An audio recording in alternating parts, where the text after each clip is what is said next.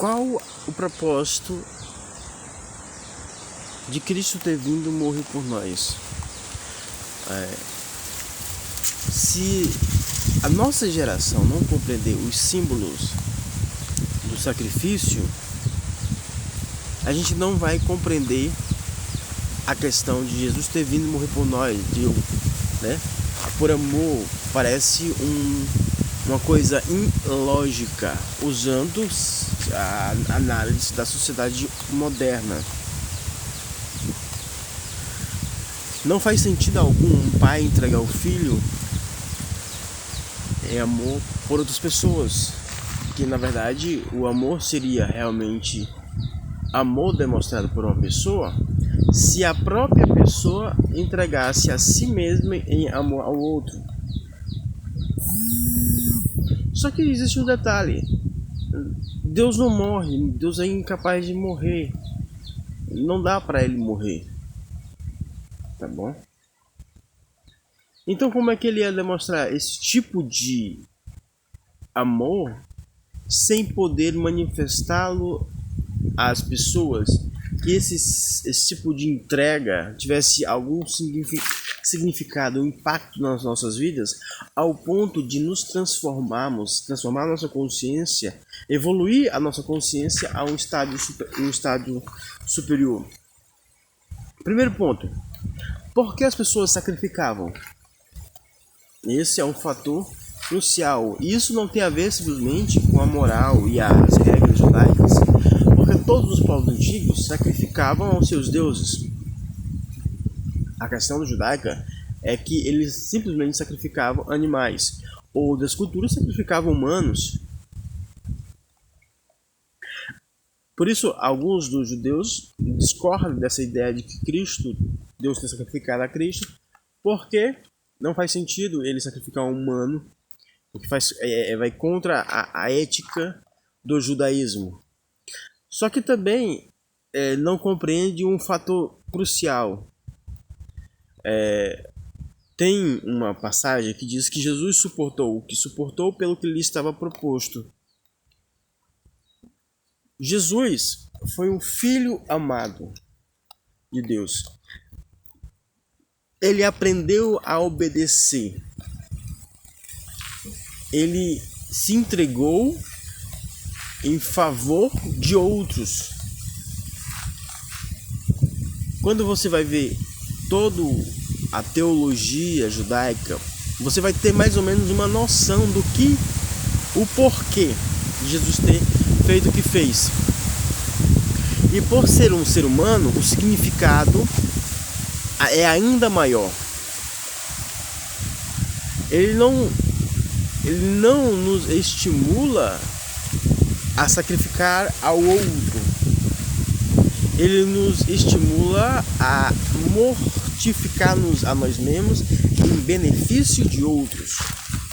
Porque quando fala que Deus deu o seu filho em sacrifício, ou que ele se entregou em sacrifício em oferta agradável a Deus, está falando de um sacrifício de benefício aos outros e não a si mesmo.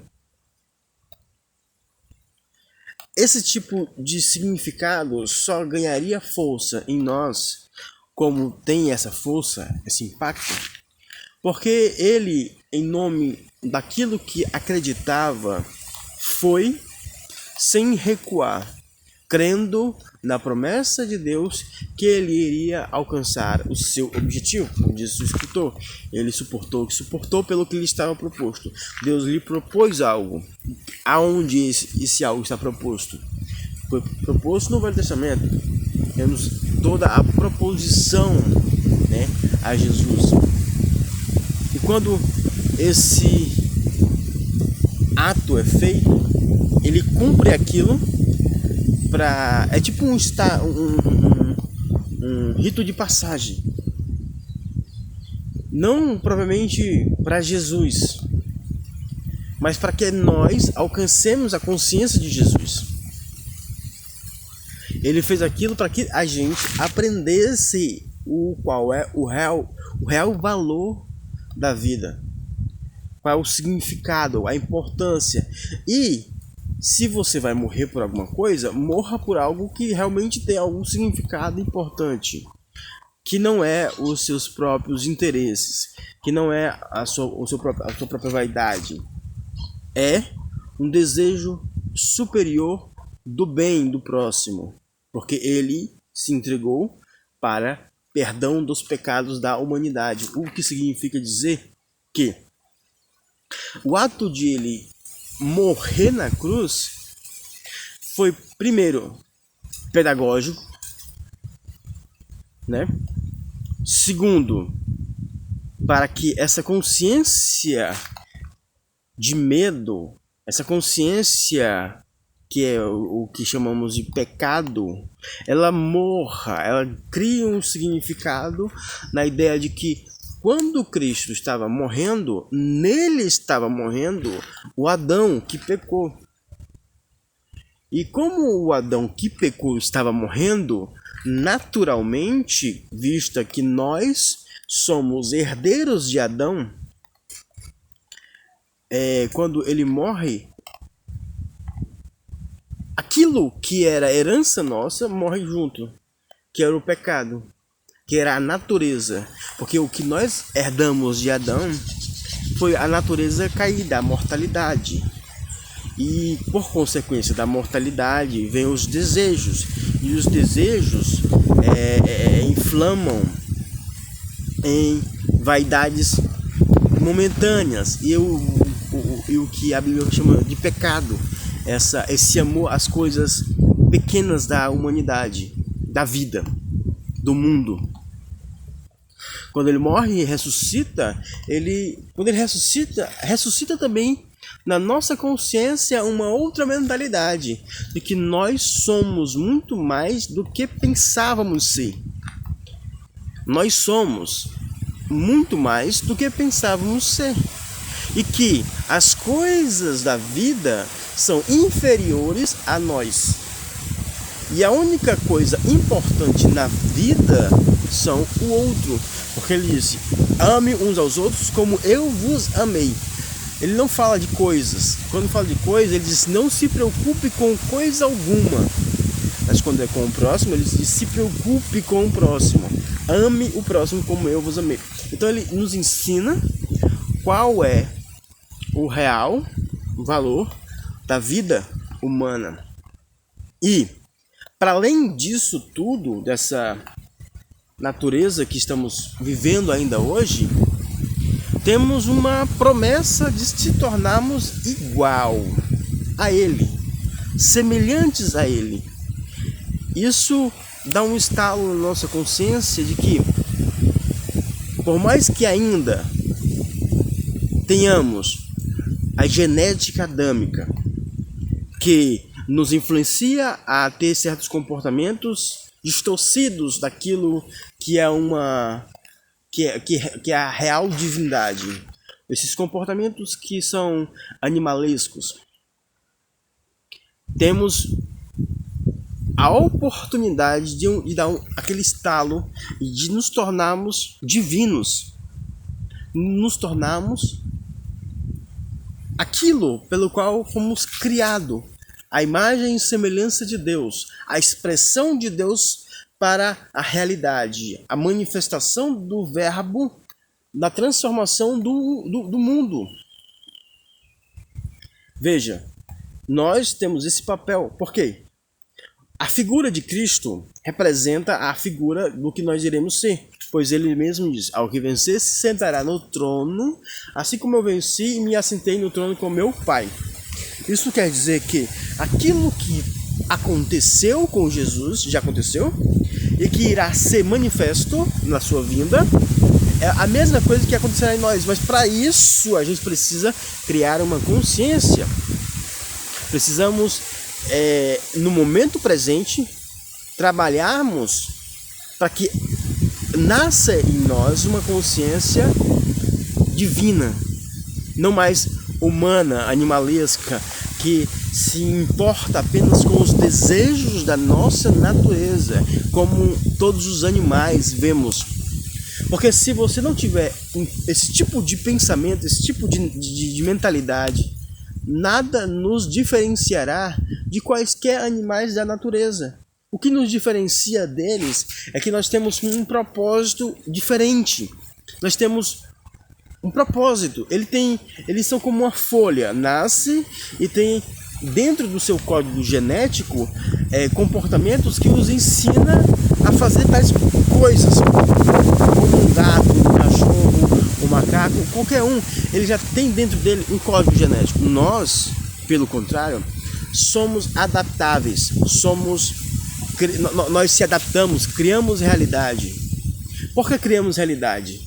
Porque temos algo, uma centelha divina dentro de nós. O problema é que essa divindade em nós foi corrompida por causa da queda de Adão. E usamos essa centelha divina para fazer aquilo que a nossa natureza pede. E não aquilo, nós não trabalhamos para a divindade, nós usamos a divindade em nosso benefício, que é a ideia de criar ídolos para beneficiar a nós mesmos.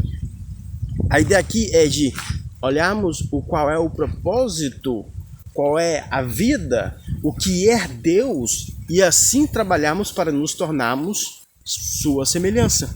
Porque foi isso que ele nos fez, foi isso que ele nos propôs no Evangelho. Ele nos fez a imagem e semelhança e, por causa da queda, depois no futuro, nos propôs se tornarmos a expressão exata da sua pessoa. Por que eu digo isso? Porque diz que Jesus é a expressão exata da pessoa de Deus. E o apóstolo Paulo disse que nós nos tornamos e nos tornaremos a imagem exata do Filho de Deus. Então, podemos dizer que nós somos a expressão exata, ou pelo menos deveríamos ser a expressão exata de Deus no mundo. E quando compreendemos esse fator crucial do que é Jesus, do sacrifício e tudo mais, aí a gente pode pensar um pouco melhor sobre qual é o nosso papel na vida e não vamos ter mais esse complexo de vira-lata que temos. A humanidade por completo, não importa qual seja o país, ele tem esse complexo, essa inferioridade. E alguns que não têm essa inferioridade se sobrepõem aos outros como melhor fosse. E não é verdade. Todos temos essa mesma capacidade. Mas ele está nos chamando. Como ele não nos força a nada, ele quer que a gente escolha fazer aquilo. Jesus, por exemplo, ele poderia muito bem escolher não caminhar em direção à cruz. Ele poderia ter escolhido um caminho mais fácil, como lhe foi proposto antes dele caminhar. Quando Jesus foi batizado e foi ao deserto, o diabo teve diversas tentações, e 3 delas nos foi dita para demonstrar o seu poder, demonstrar a sua glória, demonstrar aquilo que ele é às pessoas. Porque toda aquela referência que está dita ali é para que as pessoas enxergassem nele algo de especial e assim o tratá-lo de maneira diferenciada.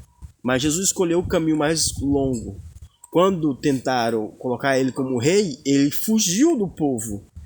Porque era a mesma tentação que foi feita nos 40 dias de jejum. Ele fugiu, porque ele escolheu o caminho mais longo. E esse caminho mais longo leva a uma conscientização daquilo que somos, da compreensão daquilo que somos e daquilo que poderemos nos tornar. Então, isso é fundamental que a gente perceba e entenda, porque o Evangelho trata absolutamente disso. Quando fala de vida eterna, está falando da divindade de Deus, está falando dessa natureza que a gente perdeu. E quando Jesus restabelece essa proposta, ele estabelece como algo maior e melhor, pois o escritor de Hebreus diz que as promessas feitas agora são superiores às promessas feitas ao povo judaico, povo judeu. Significando dizer que as promessas feitas a eles tinham uma inferioridade em relação às feitas a nós, porque a dele estava em governar a natureza, o planeta, que já é uma grande coisa, né? E eles trabalham para isso. Mas nós, como cristãos, como pequenos cristos, o que nos foi proposto foi aquilo que Jesus atualmente está fazendo. Ele está sobre todo principado e potestade, sobre todos os poderes. Ou seja, o que nos foi proposto é diferente do que foi proposto para os judeus. Nos foi proposto governar o universo. Para eles foi proposto governar o planeta. Para nós, o universo. Essa proposta de fato que é muito mais incrível. Mas para isso, a consciência daqueles que de fato governarão o universo precisa estar amadurecida da mesma medida de Cristo. A mesma medida de Cristo. A consciência precisa estar amadurecendo ou madura. Precisa estar no nível ou no caminho. Pois ele é o objetivo central daquilo que nós devemos ser. Ele é o modelo da casa em que Deus disse que iria morar. Ele é o modelo. Então, quando ele nos chama a essa proposta, é porque ele tem algo mais para nós. As pessoas tratam esses temas simplesmente religiosos, como ir para culto, como vai para o céu, vai ficar só dando glória a Deus e aleluia, que não seria tão ruim, que o contrário disso é sofrimento eterno, né? Pelo menos na interpretação de muitos, no sentido de eterno, um eterno sofrimento para todo o sempre, né? Mas esse é um outro assunto. Mas já seria um grande benefício ficar eternamente num lugar tranquilo louvando, porque é muito bom louvar. Porém, é mais que isso. Ele nos propôs governar. Ele nos propôs governar. E como Deus governa a natureza? Como Deus governa o universo? O que é governar? Jesus, em sua vida, ele manifestou o que significa governar. Ele andou fazendo bem, curando os enfermos, expulsando os demônios, certo? Mas depois que tudo isso tiver passado, como iremos governar? Porque, naturalmente, o inimigo vai ser destruído. Os problemas da humanidade serão destruídos. Então, o que iremos governar? O que nos sobra? Fazer o bem. E se tiver algo além que não nos foi dito, mas se tiver algo além de algum tipo de problema, que eu acho que não acredito que não vai ter, pois diz que toda lágrima secará, será enxugada, né? Então, mas se tiver, por exemplo, alguma coisa a ser feita, nós, como reis e sacerdotes, é que iremos exercitar esse fator. Nós somos aqueles que tomam a frente. Nós devemos ser. E devemos já criar essa consciência no agora, para que quando se manifestar a glória de Cristo, a gente já saiba o que somos, né? Isso pode realmente nos motivar a caminhar e a enriquecer o nosso conhecimento, a nossa consciência, muito mais para a transformação do planeta, do universo, das pessoas. E é isso. Por hoje é só. Depois nós vamos continuar nesse mesmo assunto, porque eu coloco o dedo nessa ferida sempre, porque me parece um assunto negligenciado ou não percebido.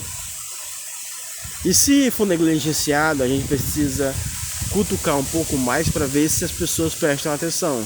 E se for falta de conhecimento, for isso o problema, a gente pode pelo menos dar a corda para que eles possam puxar e seguir a trilha, né? Porque se todos nós tivermos essa consciência e trabalharmos em unidade por essa consciência, poderemos evoluir mais ainda, poderemos crescer mais, tanto espiritualmente, como financeiramente, como materialmente, no sentido humano, do respeito ao próximo, respeito à natureza, do trabalhar a terra. Tudo aquilo que Deus nos deu para fazer, a gente faria muito melhor, porque saberíamos quem somos, e saberíamos o que a Terra é para nós, saberíamos o que o universo é para nós, saberíamos o que os espíritos são para nós, saberíamos o que toda a criação é para nós, e saberemos quem é Deus para nós. Se a gente souber disso, acho que tudo mais se torna mais fácil, suportável, e o nosso ânimo em trabalhar aumenta muito mais. Amém? Tchau e até a próxima.